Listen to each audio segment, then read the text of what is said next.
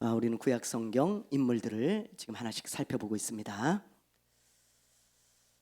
이런 기회가 많이 없을 겁니다. 여러분, 인물들을 이렇게 쭉 살펴보는 것이 여러분들 이 인물을 살펴보는 이런 시간들, 여러분들이 이 시간을 통해서 나를 돌아보게 되어지고 또 하나님의 음성을 듣는 귀한 시간이 되기를 바랍니다. 우리 사사기 3장 우리 12절부터 23절까지 페이지 구약성경 364페이지 우리 함께 한 절씩 교독하겠습니다. 이스라엘 자손이 또 여호와의 목전에 악을 행하니라. 이스라엘 자손이 여호와의 목전에 악을 행함으로 여호와께서 모압 왕 에글론을 강성하게 하사 그들을 대적하게 하시매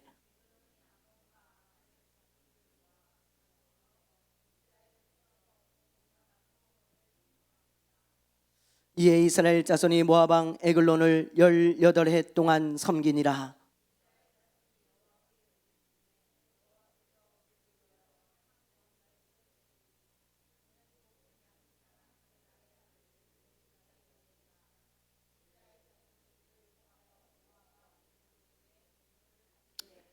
에훗이 길이가 한 규빗 되는 좌우에 날선 칼을 만들어 그의 오른쪽 허벅지 옷 속에 차고 17절. 그래요? 더 있습니까? 이스라엘 자손이 이쪽엔 없네요. 제 성경에는 이스라엘 자손이 모압 왕 에글론을 18일 동안 섬기니라. 잘못 저기를 붙여놓은 것 같습니다. 보니까 16절이 옷 속에 차고까지네요. 자, 우리 17절 한번 읽어볼게요. 시작.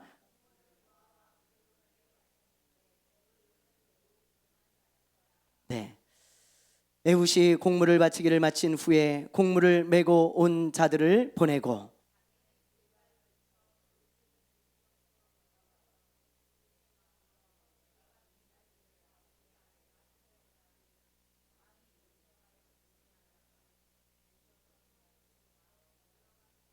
에훗이 그에게로 들어가니 왕은 서늘한 다락방에 홀로 앉아 있는 중이라. 에훗이 이르되 내가 하나님의 명령을 받들어 왕에게 아랠 일이 있나이다 하매 왕이 그의 자석에서 일어나니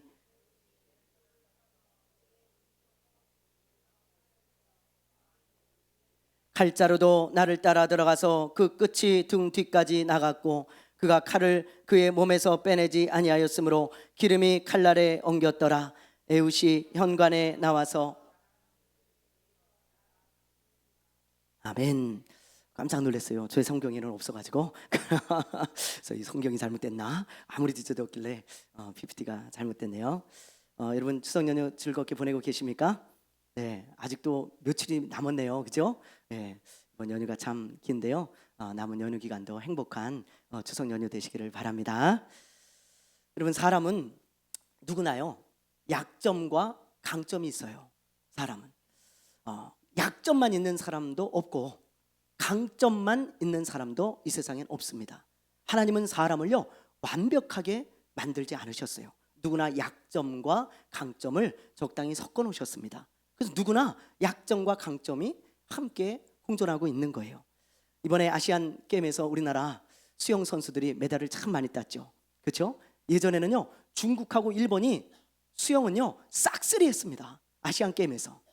근데 이번 기술은요 우리나라 수영의 황금 기술하고 불려져요. 그냥 중국과 일본 사이를 삐짓고 들어가가지고 메달을 무려 22개나 땄어요. 야, 얼마나 대단한지 몰라요. 여러분 보셨잖아요, 그렇죠? 응원할 때 와 얼마나 짜릿하고 통쾌한지. 그냥 금메달 그런 말이죠.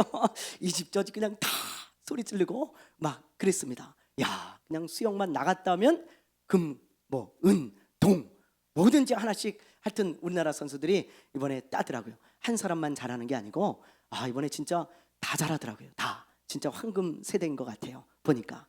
그런데 그 중에서도 특별히 메달을 많이 딴 선수가 있죠. 누구예요, 여러분?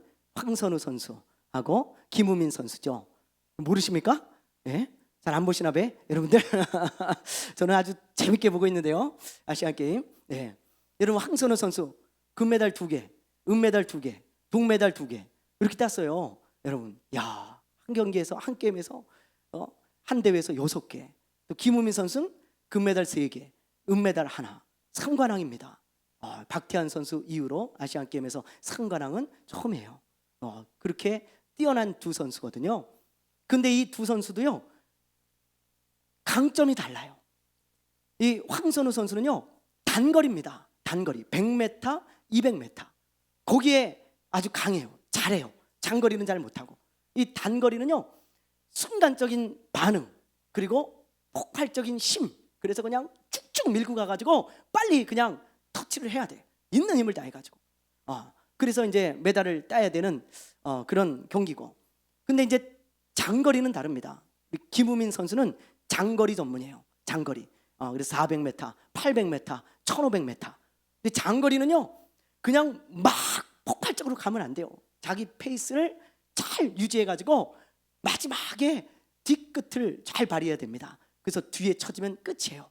그래가지고 힘을 잘 비축했다가 자기 페이스를 잘 지키면서 끈기와 인내로 끝까지 이제 자기 페이스대로 가야 메달을 딸 수 있는 거죠. 근데 두 선수가요, 똑같은 수영 선수인데 그렇게 잘하는 게 달라요. 강점이 다르다 이 말이에요. 여러분, 수영 선수들도 이렇게 단거리 잘하는 선수, 장거리 잘하는 선수, 또 뭐 자유형을 잘하는 선수, 평형을 잘하는 선수가 있듯이 우리도 마찬가지예요. 우리도 어떤 사람은요, 이걸 잘해요. 근데 이걸 또 못해. 어떤 사람은 이런 성격은 참 좋아. 근데 이런 부분에 있어서는 굉장히 약한 사람이 있어요. 또 어떤 부분은요, 이런 재주가 있어요. 근데 어떤 모습에서는 또 저런 재주는 또 하나님이 안 주셨어. 그런 사람들이 우리들이잖아요. 여러 가지 약점과 강점이 섞여 있는 게 우리들입니다. 근데 오늘 본문 말씀에 보니까요, 아주 치명적인 약점을 가진 한 사람이 나와요. 이 사사 시대에 살았던 사람인데요, 이 사람은요, 아주 치명적인 약점이 있었어요. 너무 큰 약점이 있었습니다. 근데 하나님이 너무 귀하게 쓰셨어요. 너무 귀하게. 그 사람이 누구냐면 바로 오늘 우리가 나눌 이 에훗이라는 사람입니다. 에훗. 여러분, 이 에훗이 어떤 약점을 가지고 있었는지, 또 그리고 하나님이 그런 약점에도 불구하고 어떻게 사용하셨는지 우리 한번 말씀을 통해 우리 한번 살펴볼 거예요. 지금으로부터 약 한 3,400년 전, 한 3,300년 전 이야기입니다. 이게 동화가 아니고요, 전설이 아니고 진짜 있었던 실제 역사예요. 여러분, 여호수아와 이스라엘 백성들이 가나안 땅에 이제 들어갑니다. 가나안 땅에 들어갔는데, 그래서 이제 가나안 땅을 차지해서 지금의 이스라엘이 있는 거죠. 그런데 이 가나안 땅에 들어가기 전부터 하나님께서 모세를 통해 강조하고 또 강조한 말씀이 있어요. 여러분, 모세를 통해서요, 얼마나 귀에 그냥 닦지가 않도록 하나님이 주신 말씀이 있습니다. 그게 뭐냐면, 너희가 가나안 땅에 들어가거든 절대로 이방의 우상을 섬기지 말아라. 오직 하나님만 섬겨라. 그리고 너희들은 하나님의 자녀라는 걸 잊지 마. 하나님의 자녀답게 살아야 돼. 이 두 가지를요, 아주 진짜 귀에 닦지가 않도록 하나님이 하셨어요. 모세를 통해서요. 여러분, 신명기 있죠? 신명기. 모세의 마지막 설교잖아요. 마지막 권면이고, 그게 바로 이 내용을 길게 늘려놓은 겁니다. 요약하면 딱 지금 제가 얘기한 요 딱 두 가지예요. 우상을 섬기지 말아라. 가나안 땅에 들어가거든. 그리고 하나님의 자녀답게 살아라. 두 가지를 그렇게 이야기를 한 거예요, 여러분. 그래서 이스라엘 백성들이 아멘, 알겠습니다, 하나님 그렇게 하겠습니다, 하나님 앞에서 또 모세 앞에서 약속을 하죠. 그리고 이 사람들이 이제 가나안 땅에 들어갔어요. 여호수아도요, 모세의 후계자였던 여호수아도요, 그걸 얼마나 강조하는지 몰라요. 너희들이 이제 가나안 땅에 들어왔다. 모세가 우리에게 전해준 그 말, 권면해준 그 말 절대 잊으면 안 돼. 그건 하나님의 말씀이지 모세의 말이 아니다. 그러므로 너희들이 이 땅에서 행복하게 살고 하나님의 복을 받으려면 절대로 이방 우상을 섬기면 안 된다. 절대로 하나님만 섬겨야 된다. 그리고 너희들은 하나님의 자녀답게 살아가라. 하나님의 말씀 주시지 않았냐? 그 말씀대로 하나님의 자녀답게 살아가라. 그러면 너희들이 이 땅에서 잘 될 거야. 나와 내 집은 오직 하나님만 섬길 거다. 너희들 어떻게 할래? 그렇게 물었어요, 여호수아가 죽기 직전에. 그러자 이 사람들이 우리도 오직 하나님만 섬기겠습니다, 아멘, 그러는 이스라엘 백성들의 모습을 우리가 여호수아에서 보게 되어집니다. 그 사람들도 약속을 해요. 하나님만 섬기겠습니다. 그렇게 약속했어요. 그런데 문제는 여호수아가 죽은 다음에 일어나요. 여호수아가 죽었습니다. 그리고 여호수아와 함께 일했던 지도자들도 다 죽었어요. 그러자 이 사람들은 하나 둘 하나님을 배반하기 시작해요. 한 명, 두 명 우상을 섬기더니 나중에는요, 우상을 섬기지 않는 그런 가정을 찾아보는 게 어려워. 다 우상을 섬기는 거예요, 전부. 왜 그랬냐면 이 가나안 땅에 살고 있던 이방인들은요, 신을요 이렇게 섬겼어요. 하나만 섬기는 게 아니에요. 여러 신을 섬깁니다. 비의 신도 섬기고 태양의 신도 섬기고 땅의 신도 섬기고. 왜냐하면 어떤 신이 복을 줄 줄 몰라. 어떤 신이 농사를 지을 때는 비의 신이 필요하고 그렇죠? 병이 들었을 때는 건강의 신이 필요하고. 이러니까요 전부 그런 신들을 섬기는 거예요.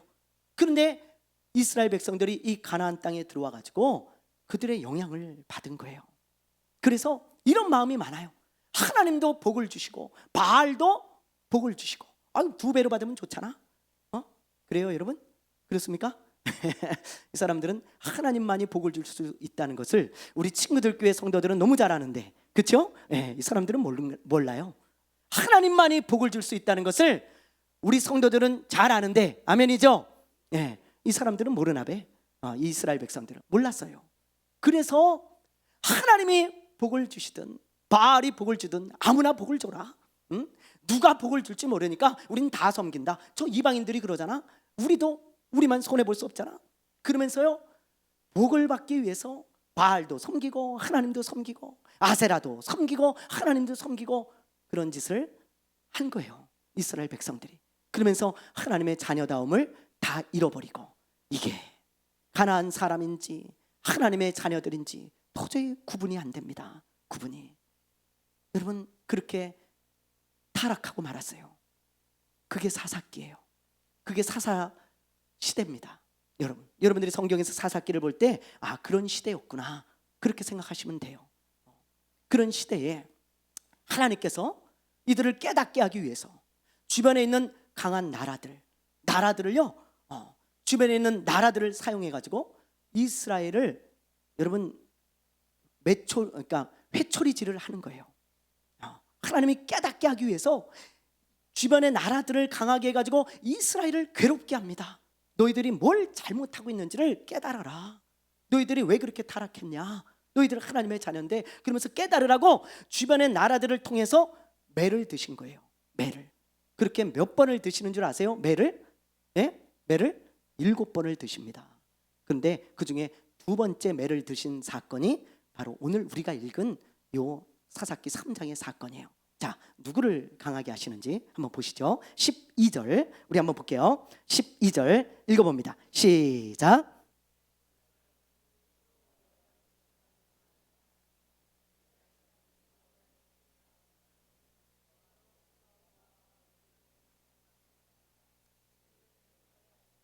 보세요. 여러분, 이스라엘 자손이 또 전에 두 번째 사건이라 그랬잖아요. 한 번 그랬다 그랬죠. 또 여호와의 목전에 악을 행하니라. 이스라엘 자손이 여호와의 목전에 악을 행함으로 여호와께서 누구를 강하게 하세요? 모압 왕 에글론을 강하게 하셔가지고, 약한 나라였거든요. 이스라엘 할 때 대적이 안 되던 그런 나라였는데 강하게 해가지고 이스라엘을 괴롭히는 거예요. 어떻게 괴롭혔는가? 자, 우리 13절 14절 한번 읽어볼게요. 13절 시작. 에글론이 암몬과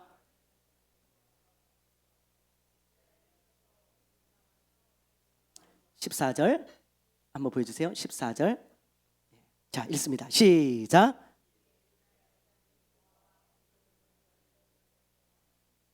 네, 지도를 보면서 제가 설명을 해드릴게요. 지도를 한번 보여줘 보세요. 자, 이거 보면요, 이게 이제 그 당시 사사 시대 때 지도인데요. 여러분 여기 요단 동편이라고 그러죠? 여긴 서편이라고 그럽니다. 여기 다 동편, 서편 다 이스라엘 백성들이 점령을 해가지고 이제 여기서 살아가고 있는 거예요. 살아가고. 그런데 여기 보면 모압이라고 있죠. 이 모압 왕 에글론이 이쪽에 살고 있던 이 나라를 이루고, 모압 왕 에글론이 여기 동편 끝에 있던 암몬 족속, 그리고 여기 이제 지도에 안 나왔는데 요 밑에 아말렉이라고 있습니다. 이 아말렉과 암몬과 모압이 연합군을 형성해 가지고 이 모압의 왕 에글론이 이제 리더가 돼 가지고 이스라엘 동편 땅을 점령을 한 거예요. 동편 땅을 싸워서. 그리고는 내친 김에 여기 요단강 있죠? 요단강을 건너 가지고 여기 여리고를 점령을 한 겁니다. 13절에 보면 종려나무 성읍이라고 나오죠. 그게 요 여리고를 말하는 거예요. 여기 여리고를 딱 점령을 했어요. 그리고는 요 여리고에서 이스라엘 전체를 통치하기 시작한 거예요.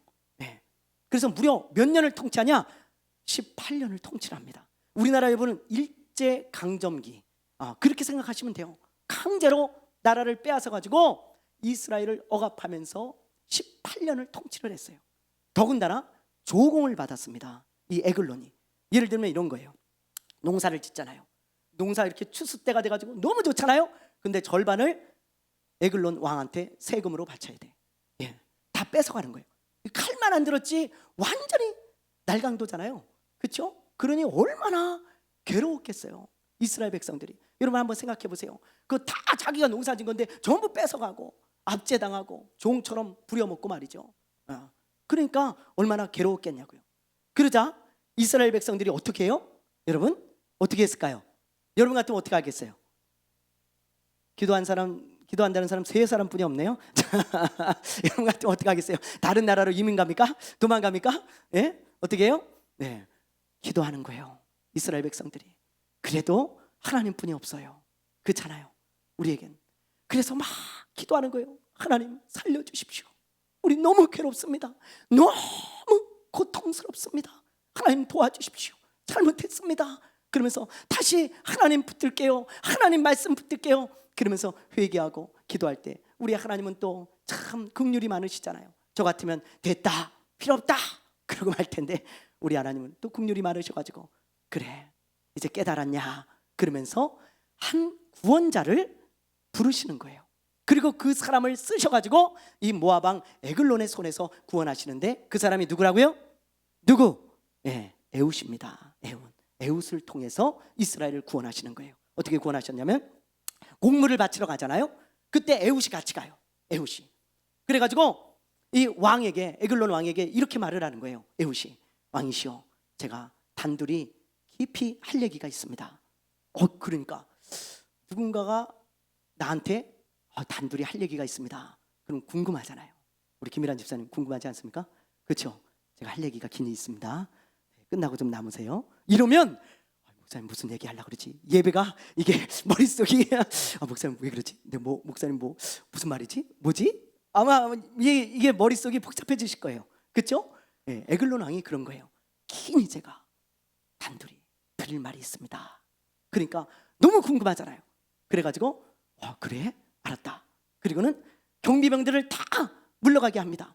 그리고는 단둘이 다락방에서 딱 이야기를 하는데 귓속말을 하는 척 딱 하면서 칼로 찔러 죽여요, 이 에글론을. 그리고는 준비한 군대가 있어요. 밖에 준비해 놓은 군대들과 함께 모압 군대를 몰아내고 이제 이스라엘의 독립을 시키는 거예요. 하나님이 쓰신 사람 에훗입니다. 그래서 무려 80년 동안이나 이스라엘이 독립을 하고 그리고 이제 평화를 누리게 되어지는 거죠. 이렇게 귀하게 쓰임 받은 사람, 하나님이 귀하게 쓰신 사람이 에훗인데요. 여러분 이 에훗의 한 가지 특징이 나와요. 여러분 이런 단어들을 우리가 놓치면 안 되는 거예요. 자, 에훗의 어떤 특징이 있는지 우리 15절 말씀 우리 한번 볼게요. 15절 읽어봅니다. 시작.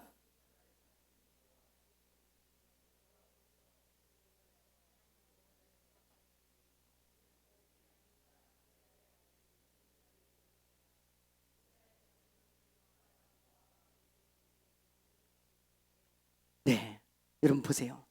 여기 보면 에웃에게 한 가지 특징이 있는데, 에웃이라는 이름 앞에 어떤 단어가 쓰여져 있습니까? 네, 왼손잡이. 네. 목사님 뭐 왼손잡이 뭐 한두 명입니까? 많지 않습니까? 예, 맞아요. 한 사람들의 한 10% 정도가 왼손잡이라 그러죠. 네, 5%에서 한 10% 정도가 왼손잡이라 그러는데, 오늘날도 왼손잡이가 뭐 많지만 그 당시에도 당연히 많았겠죠. 왼손잡이는 뭐 별로 이상한 거 아니에요.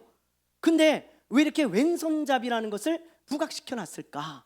왼손잡이 에웃이라는 말을 꼭 굳이 했어야 했을까? 거기에 이제 퀘스천 마크를 찍고 우리가 생각해 보기를 원하는 거예요. 여러분, 이 원어 성경, 히브리어 성경에 보면 이 왼손잡이가요, 단순히 그냥 왼손잡이라는 뉘앙스가 아닙니다. 제가 한번 보여드릴 테니까 여러분들이 한번 그 뉘앙스를 한번 느껴보세요. 자, 우리 한번 보여주세요. 자, 한번 읽어보세요. 시작. 이쉬, 이테르, 야드, 예미노. 뉘앙스가 어때요? 어때요, 여러분? 뉘앙스가 어때요? 자, 여러분 보세요. 이렇게 이제 왼손잡이라는 그 단어를 원어 성경에 이렇게 기록을 해놨어요. 이게 뭐냐? 여기 이쉬가 있죠? 이쉬는 이 남자, 이 사람, 그런 뜻입니다. 그리고 이테르는 사용하지 못하는, 쓰지 못하는 그런 뜻이에요. 그리고 야드는 손이고요, 손. 그리고 예미노는 오른쪽입니다. 오른쪽. 그럼 여러분, 한번 뉘앙스를 보세요. 다 연결해 보면 오른손을 쓰지 못하는 남자, 사람.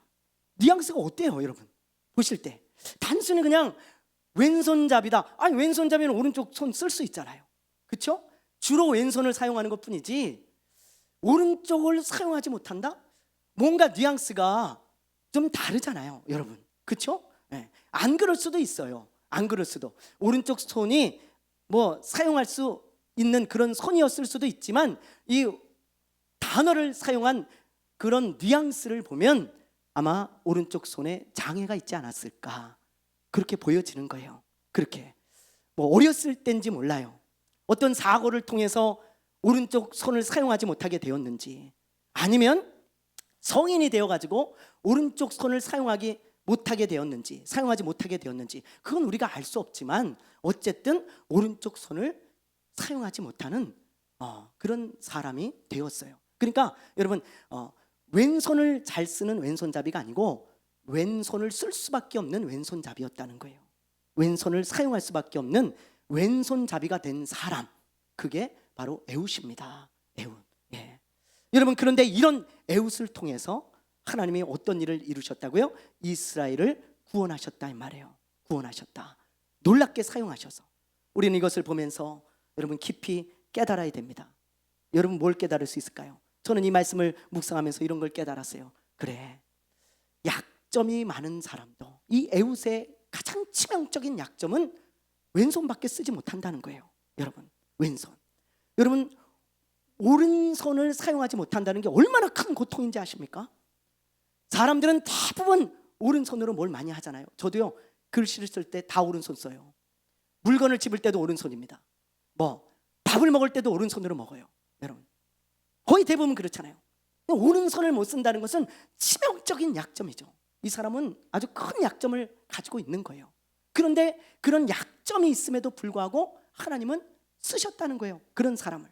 그래서 여러분, 우리가 이런 걸 보면서 이걸 깨달을 수 있죠. 하나님께는 나의 약점이 아무런 문제가 되지 않는구나. 나의 약점이. 우리는 대부분 이런 생각을 해요. 하나님이 나를 쓰지 않는 이유는 어떤 약점 때문일 거야. 내 약점이 많아서일 거야. 이 약점 때문일 거야. 봐, 나 성질 더럽잖아. 막 이러면서 말이죠. 나 할 줄 아는 거 아무것도 없잖아. 막 이러면서 말이죠. 어떤 나의 약점, 많은 약점, 치명적인 약점 때문에 나는 절대 하나님이 쓰지 않을 거야, 그렇게 생각하는 경우가 너무 많아요.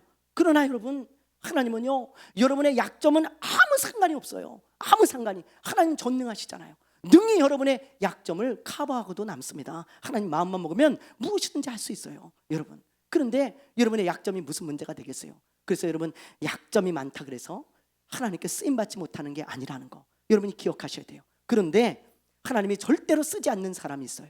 이걸 오늘 얘기하려고 그래요. 하나님은 약점이 많은 사람도 쓰세요.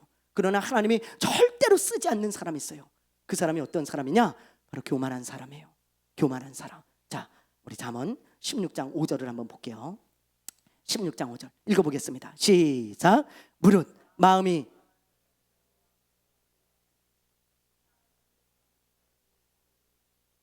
보세요. 하나님께서 교만한 자를 어떻게 하신다고요? 어떻게 하신다고요? 미워하십니다. 여러분 잘 기억하세요. 하나님은 교만한 자를 미워하십니다. 야고보 사도와 베드로 사도가 말하기를 하나님은 교만한 자를 대적하신다 그랬어요. 하나님의 적입니다. 교만한 사람은. 그리고 하나님이 미워하는 사람이 교만한 사람이에요. 하나님은 유일하게 미워하는 사람이 교만한 사람이에요. 교만한 사람. 그런데 하나님이 어떻게 쓰시겠어요? 그 하나님이 미워하고 싫어하는 사람을, 하나님의 적인 교만한 사람을 어떻게 쓰시겠냐고요. 약점이 많은 사람은 쓰시지만 교만한 사람은 절대 안 쓰셔. 하나님은. 그걸 알아야 돼요. 여러분, 왼손잡이 에웃을 하나님이 왜 쓰셨을까? 제가 정말 곰곰이 묵상해 봤어요. 이번 연휴 기간에 곰곰이 계속 에웃을 묵상하며 다녔습니다. 그때 이런 마음이 들었어요. 에웃은 겸손할 수밖에 없는 사람이에요. 그렇잖아요. 오른쪽 손을 못 써요. 여러분, 왼손밖에 못 씁니다. 겸손하지 않을 수 있겠어요? 하나님 도와주십시오. 저는 오른손을 못 씁니다. 도와주십시오. 매사에 하나님을 의지하며 살아갈 수밖에 없는 사람이고 마음을 낮출 수밖에 없는 사람이에요. 그래서 저는 에웃이 이런 기도 많이 했을 것 같아. 하나님, 저의 오른손이 되어주세요. 야, 제가 그걸 묵상하는데요, 눈물이 나더라고요. 하나님, 저의 오른손이 되어주세요. 에웃이 그 기도 많이 하지 않았을까? 저도 그래서 이번 주 그 기도 많이 했어요. 하나님, 저의 오른손이 되어주세요. 저는 왼손밖에 못 씁니다. 하나님, 저는 에웃과 같은 사람입니다. 나의 오른손이 좀 되어주십시오. 하나님, 저는 왼손밖에 없어요. 제가 그 기도했어요. 여러분, 에웃이 그런 기도 많이 하지 않았을까? 그러면서 마음을요 낮추고 낮췄을 거예요. 하나님이 나의 오른손이 되어주지 않으면 저는 아무것도 할 수 없는 왼손잡이입니다. 그러면서 겸손히 기도할 때 하나님이 그를 귀하게 사용하신 것이 아니겠습니까? 사랑하는 여러분, 겸손해지시기를 바라요. 약점은 상관없어요. 뭘 못한다고요? 괜찮아요. 하나님은요 무엇이든지 할 수 있어요. 여러분 성격이 어떻다고요? 여러분 잘할 줄 아는 거 없다고요? 난 이런 약점이 있다고요? 괜찮아요. 겸손하기만 하시면 돼. 겸손하기만. 하나님 바라보고 하나님 의지하고 겸손하면 하나님이 다 쓰실 수 있는 걸 믿으시기 바랍니다. 믿으시기 바랍니다. 그러나 교만하면 안 쓰셔. 여러분, 자, 우시야 왕을 보세요. 유다의 왕 우시야. 그 우시야 왕은요 16살에 왕이 된 사람이에요. 16살. 그래서 무려 몇 년을 통치했는지 아십니까? 52년. 그 당시 왕은요 암살도 당하고 병 걸려 죽고 여러 가지 사정 때문에 길게 해봐야 10년 20년입니다. 그 당시 왕들, 여러분 조선시대 왕들도 마찬가지고 이 당시 왕들도 마찬가지예요. 심지어 북이스라엘의 왕 중에 7위를 한 사람이 있잖아요. 왕을. 그렇게 짧아요. 근데 52년 동안 통치를 했고요. 그리고 그 52년의 통치 기간 동안 나라가 얼마나 잘 됐는지 너무너무 부강해져가지고 주변의 나라들보다 더 강력하고 부유한 나라가 되었어요. 그 여러분 누구의 은혜예요? 누구의 은혜예요? 하나님의 은혜죠. 그렇지 않겠어요?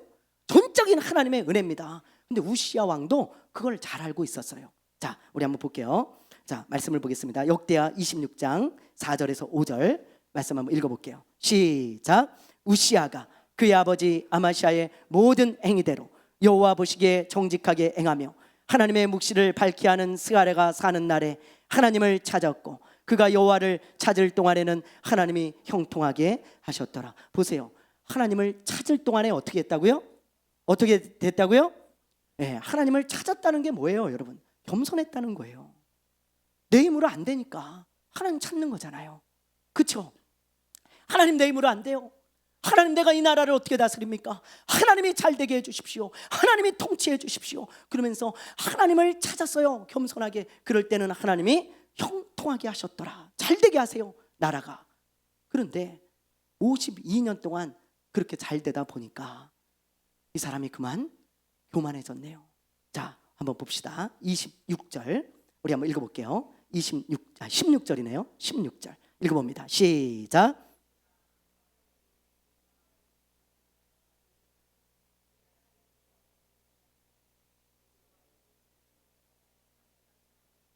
보세요. 그가 강성하여짐에 그의 마음이 어떻게 됐다고요?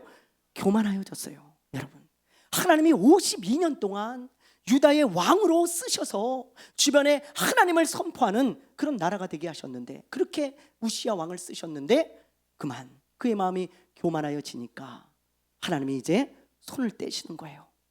그 우시야의 손을 잡고 있다가 이제 내가 너의 손을 놓겠다, 그리고 놓으시는 거예요. 왜냐하면 우시야가 이런 마음을 가졌어요.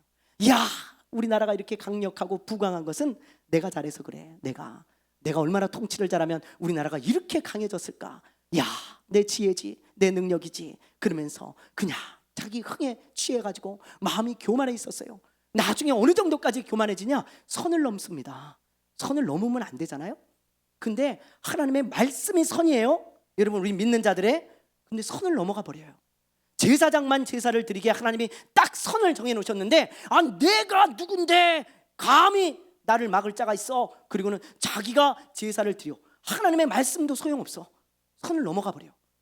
그러다가 하나님이 너 이놈, 너 너무 교만해졌구나. 너 도저히 그냥 그 꼬라지 내가 볼 수가 없다.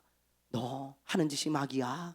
그러면서 말이죠, 하나님이 너무 이 우시야를 보면서 실망하시고, 이 우시야를 보면서요, 너 안 되겠다. 내가 너 한 대 쳐야겠다. 그리고 한 대 치시죠. 자, 보세요. 말씀을 넘겨줘 보세요. 어떻게 되나? 자, 읽어봅니다. 시작. 우시야가 손으로 향로를 잡고 분향하려 하다가 화를 내니 그가 제사장에게 화를 낼 때 여호와의 전 안 향단 곁 제사장들 앞에서 그의 이마에 나병이 생긴지라. 대제사장 아사랴와 모든 제사장이 왕의 이마에 나병이 생겼음을 보고 성전에서 급히 쫓아내고 여호와께서 치심으로 왕도 속히 나가니라. 무서운 말씀 아닙니까? 하나님이 그렇게 52년 동안 사용하던 왕도요, 교만해지니까 하나님이 그냥 손을 놔버리세요. 그리고는 너무 교만을 떠니까 하나님이 치셔서 나병 환자가 돼가지고 홀로 독방에 갇혀가지고요, 쓸쓸히 인생을 마칩니다. 그리고 그 다음 자기 아들에게 왕위를 넘겨주고요. 여러분, 얼마나 마지막이 비참합니까? 교만한 사람의 마지막은 비참해요. 겸손한 사람의 마지막은 은혜입니다. 은혜. 여러분, 하나님이 귀하게 사용하시다가 정말 아름답게 하나님이 마치게 하세요. 그 겸손한 사람의 끝이에요. 어떤 목사님이 이 우시야 왕을 묵상하다가 자기 목양실에 이렇게 써놨어요. 우시야 왕이 죽던 때에. 이사야서에 나오는 말씀이잖아요. 그걸 왜 써놨냐면 우시야 왕을 늘 생각하면서 교만하지 않아야겠다는 그런 결단을 늘 하게 되어진다는 거예요. 야, 우시야 왕은 52년 동안 쓰임받았는데 이렇게 나병 환자로 교만해져서 죽었어. 나는 그러지 말아야지. 평생 주의 종으로 살다가 내가 이렇게 교만해져서 이렇게 비참해지면 안 되지. 그래서 그걸 그 책상에다, 자기 책상에다 써놨다는 거예요. 우시야 왕이 죽던 때에. 그러면서 말이죠, 부산에 어떤 목사님이 교회 개척을 하고 교회가 한참 부흥할 때 간증을 해주시더라고요. 이분이요, 교회를 개척했는데 교회가요 얼마나 부흥을 하는지 사람들이 막 몰려와가지고요 한 100여 명이 됐나 봐. 그런데 이분이 이제 그렇게 되니까요 마음이 교만해지는 거예요. 원래 그런 분이 아니었어요. 근데 그렇게 되니까 이분 생각이 어떤 생각이 들었냐면 자기가 얘기하는 거예요. 본인이 간증한 거예요. 제가 얘기하는 게 아니고, 제가 봤을 때 이 사람이 교만하다 그게 아니고 본인이 뭐라 그러냐면 이런 마음이 들더래. 야, 내가 목회를 하니까 사람이 많이 오지. 당연하지. 내가 목회를 하는데 사람들이 많이 안 올 수가 있겠어? 야, 그래, 역시 내가 목회를 하니까 사람들이 이렇게 꾸역꾸역 밀려오는구나. 그러면서 말이죠, 내가 뭔가를 잘하니까, 내가 뛰어나니까 사람들이 그렇게 많이 오는 것처럼 생각이 되더래요. 여러분, 그 마음이 교만해졌어요. 자기도 모르게. 이분이 그런 분이 아닌데. 그런데 어느 날 수예배를 드리려고 강단에서 엎드려 기도하는데 기도가 끝났어요. 그리고는 이제 말씀을 전하려고 강대상에 딱 섰는데 원래는 한 70여 명 이렇게 수요예배에 와 있더래요. 오더래요. 근데 그날따라 반주 집사님 하나, 자기 사모 하나, 딱 2사람 온 거예요. 한 70명 오는 예배에 두 사람 와서 앉아 있는 거예요. 반주자하고 자기 사모. 너무 충격을 받았다는 거예요. 너무. 왜냐하면 이건 홍해가 갈라지는 기적보다 더 큰 기적이라는, 홍해가 갈라지는 거, 그런 일이 있을 수 있겠어요? 여러분, 주일 예배가 됐어요, 우리 교회. 근데 반주 집사님 하나, 우리 집사람 하나 앉아 있을 일이 있겠어요? 없잖아요. 와, 이거는 딱 봐도 이건 자연적인 일이 아니다. 뭔가 하나님이 이거 하시는 일이다라는 게 딱 직감이 오더래. 그리고는 예배를 어떻게 드렸는지 모르고 드리고는 엎드린 거예요. 강대상에 집에 가지 않고. 그럼 하나님, 도대체 왜 그럽니까? 어떻게 이런 일이 일어날 수 있습니까? 그랬더니 하나님이 주시는 말씀이, 주시는 생각이 이런 마음을 주시더래요. 얘야, 네가 사람 모았다며. 그래, 너 혼자 잘해봐라. 난 간다. 빠이빠이. 네가 사람 모았다며. 네가 잘나가지고 목회가 잘 된다며. 사람들이 이렇게 꾸역꾸역 몰려온다며. 그래, 난 필요 없으니까 난 갈게. 난 손 뗀다 이제부터. 빠이빠이. 잘 있어. 너무 놀래가지고 그 자리에서 회개하면서 펑펑을 울었다는 거예요. 며칠을 회개하며 자기가요, 강대상에 엎드릴 때마다 하나님, 나의 교만을 용서해 주십시오. 나의 교만을 용서해 주십시오. 하나님이 하지 않으면 한 사람도 오지 않군요. 한 사람도, 단 한 사람도. 하나님이 하신 건데 내가 교만했습니다. 그러면서 그렇게 울며 기도했을 때 다시 사람들이 왔다는 거예요. 여러분, 그 간증을 하시더라고요. 사랑하는 여러분, 교만한 사람 답이 없습니다. 여러분, 교만한 사람은 하나님이 손을 떼세요. 손을. 오늘 말씀 꼭 명심하세요. 약점 많은 건 아무런 문제가 되지 않아요. 여러분이 연약하고 부족하고 여러분이 뭔가 잘 못하는 건 아무런 문제가 되지 않아요. 1%도 문제가 되지 않습니다. 하나님은 오히려 그런 사람을 사용하셔서 영광을 받으시는 분이세요. 영광을 받으시는, 하나님의 영광이 더 드러나니까요. 약한 사람을 쓰시면. 그래서 하나님의 약한 사람을 오히려 더 잘 사용하셔. 에우처럼. 그러나 교만한 사람은 하나님 절대 쓰시지 않아요. 절대. 하나님은 교만한 사람의 손을 놔버리십니다. 사랑하는 여러분, 오늘 이 말씀을 잘 기억하면서 여러분, 왼손잡이 애국 같을지라도 여러분, 하나님을 의지하며 살아가는 겸손한 사람들 되시기를 바랍니다. 그래서 하나님 앞에 귀하게 쓰임받는 한 사람이 되어지기를 주님의 이름으로 축원합니다. 찬양하겠습니다. 우리 이 시간에 주님 의지한다고 우리 찬양